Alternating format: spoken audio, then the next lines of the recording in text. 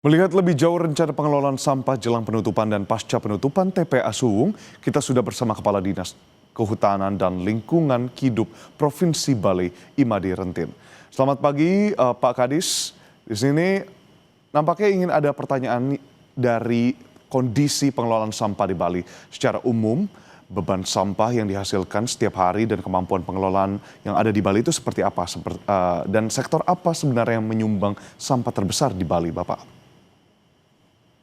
Iya, selamat pagi, salam sehat dari Bali. Dapat kami informasikan bahwa potensi timbulan sampah harian di Provinsi Bali lebih dari 3.400 ton per hari, dengan asumsi kurang dari 27% terkelola dengan baik, sisanya hampir di angka 73%. Masih belum terkelola dengan baik dengan asumsi dua kategori.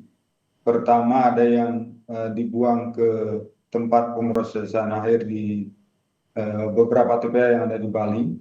Yang kedua, ada indikasi terbuang ke dalam lingkungan. Ini yang dalam hal penegakan hukum, kami dengan beberapa tim gabungan termasuk support dari Kementerian Lingkungan Hidup sedang melakukan upaya penegakan termasuk pengawasan secara ketat. Hari ini saja tim Deputi Penegakan Hukum Kementerian Lingkungan Hidup Republik Indonesia akan melakukan pergerakan ke beberapa sektor, diantaranya adalah horeca, hotel, restoran, dan kafe.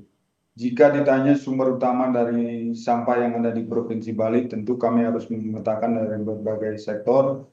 Sekurang-kurangnya ada belasan sektor, diantaranya ada sumber sampah itu sendiri adalah dari rumah tangga, tentu terkumpul menjadi desa, kelurahan, dan desa adat. Termasuk concern kami adalah di sektor pariwisata yang kami sebut dengan horeca, hotel, restoran, dan kafe yang relatif mendominasi berbagai pergerakan kehidupan perekonomian di Bali yang tentu membawa dampak munculnya atau timbulan sampah harian di Provinsi Bali.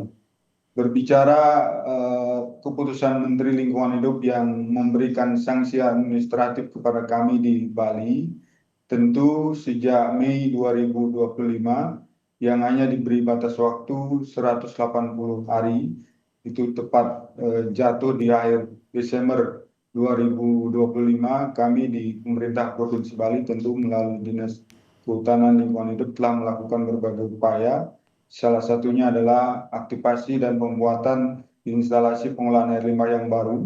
Harapannya dengan IPAL yang dibuat baru ini bisa mengolah air limbah yang keluar dari tumpukan sampah di TPA Suwung, sehingga ketika menyebar atau berbaur ke lingkungan, dia tidak terindikasi mencemari lingkungan. Di sisi lain, indikasi pencemaran sampai ke air laut, kami sudah lakukan upaya penanaman kembali, reboisasi beberapa tanaman mangrove yang selama ini terindikasi mati akibat air limbah. Sementara, alhamdulillah, mangrove-mangrove yang kami tanam sampai dengan sekarang hidup dengan baik dan menandakan bahwa proses sedang berlangsung untuk proses pemulihan di TPA Sarbagita Suwung.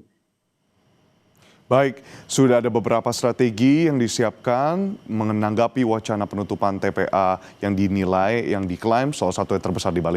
Terima kasih banyak Bapak, tentunya diharapkan dapat yang terbaik dan tentunya pengelolaan sampah di Bali dapat semakin baik. Terima kasih Kepala Dinas Kehutanan dan Lingkungan Hidup Provinsi Bali, Bapak Imade Rentin.